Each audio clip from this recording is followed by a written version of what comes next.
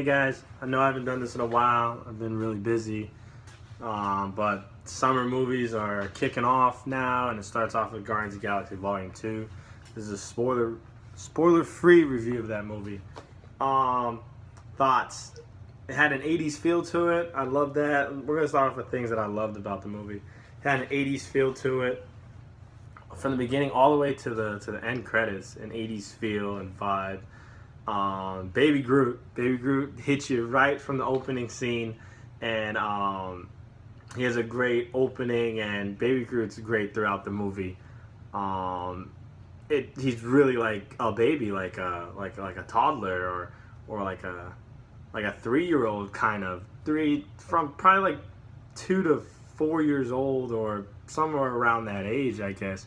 But you really get that throughout the movie and the way that they treat him and talk to him. I love the emotion from the movie. Now, everyone knows because of the trailers, the movie's it's kind of about Peter meeting his father, Ego, the living planet, and that emotional tie with his father and his mother and stuff like that. But that's for me personally, that's not where the emotion you get, because even though the movie's centered on Peter and his father's relationship, or lack thereof, I feel like the emotional tie is with all the other characters, excluding Gamora, like Drax, Rocket, and Nebula. Nebula, she probably has the biggest heart pull. Well, Drax has a heart pull, but I think Nebula and Drax's heart pull is really what gives the film a lot of heart. Peter, obviously his story is the centerpiece, but I love those emotional things. Yondu and Drax steal this movie. Those two. Rocket's my favorite character of the Guardians, but Yondu and Drax throughout the whole movie has you dead. He has you rolling. His humor, Batista's humor, and the way that James Gunn writes, and James Gunn's the director, they write his character is so hilarious. It's great. And Yondu, when Yondu comes into the movie, even his story is he has a part in the movie that you're like, man, like everyone's has a heartfelt story of some kind, and it brings it back from the first one. But Yondu and Drax, these guys really they really shine in this movie with things that they do and their humor and stuff like that. Yondu says this one line. When you see the movie, you'll know the one line that he says that will have you rolling because he doesn't understand. There's so much flavor in this movie. Like, James Gunn takes this movie, and you have Guardians 1, which Volume 1 wasn't in a box. It wasn't at all. They introduced the Kree and the Nova Corps and all this stuff.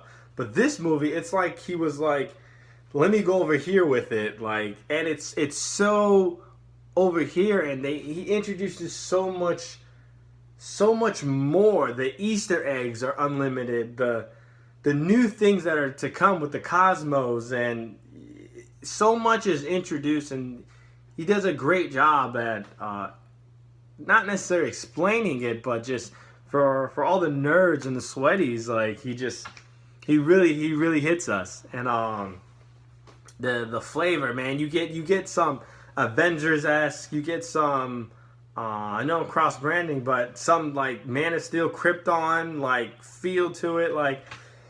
I feel like he takes you. We're so far in the galaxy, the range that he's able to do, because it has nothing to do with Earth, kind of, that the freedom is unlimited. Some things I didn't like. Earth's involvement in this, not as, I mean, I'm being picky now with this problem, but Earth's involvement, I didn't really like that they involved Earth the way they involved it. And I don't like that they call it Earth. Like in Thor, they call it Midgard, and in the Volume 1 they called it Terra. And this one they just call it Earth. They don't say Terra. And I liked how they each movie had their own name for Earth because, yeah, I mean, so, but yeah, they didn't. And it just the involvement of Earth in this, I just felt like it was one of those moments that, you get in mostly all the Marvel films.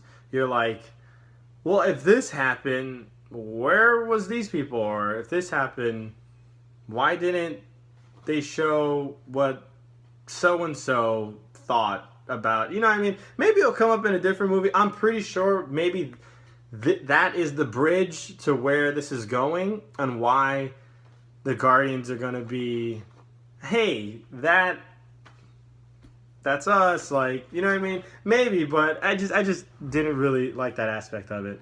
The action was a step down, I believe, from Volume 1. That doesn't mean that there was anything wrong with the action. I love the action. I love how he did the action and where he took it. But the movie, I mean, this is not necessarily something I didn't like, but I mean, but for people gonna watch the movie, yeah, I mean, you kind of have to say something about it. But the movie caused for the action to be a step down, I guess, like just because of what's happening in the story arc.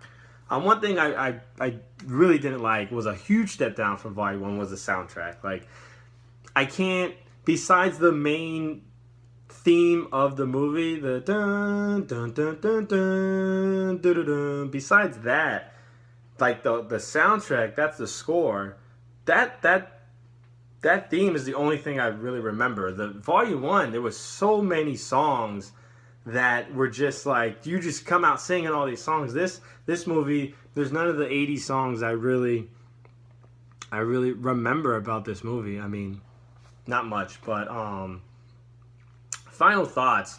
I believe, I mean, a couple of my buddies think it's ridiculous to say, but I believe it's unfair to compare Volume 1 to Volume 2. Obviously, yeah, it's comparable. It's number 1 and number 2. But I just felt like James Gunn, the director and the writer, took this movie somewhere completely different. And yeah, he has the same characters, and these character arcs keep building. You keep learning new things about them. But I feel like he took it somewhere completely different, and it's two completely ultra different storylines. Like, it's just, I feel like it's too different to compare, because people are saying Guardians 1 is better than Guardians 2. Which is, I mean, as a movie, yeah, I would say Volume 1 is a better film than Volume 2. But that says absolutely nothing about how you would rate or, well, it's not as good, so why am I going to watch it? That's not it at all. Like, Guardians 1 was so amazing, and Guardians 2 was great, but, I mean, comparably so, yeah, it's not going to, I mean, that first one, just like the Iron Mans, like, Iron Man 2 and 3 was shit, but still, like, it's really hard to do what you did the first time. But yeah, the Easter eggs and the all the new stuff that was explained was great. There's 4 after credit scenes.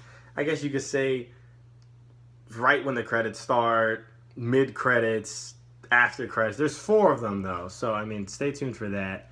But all in all, I believe if I had to give this a grade, I'd probably say 1 out of 10, probably 8.5, 9. I really enjoyed it. Like, I'm gonna go watch it again. I really enjoyed it. It was fun. It was so much fun. The color palettes, everything about it was fun. But yeah, I recommend it. Check that out. Thanks guys for watching. You can follow me on Instagram at @theamazing_Coggins. Yeah, thanks guys.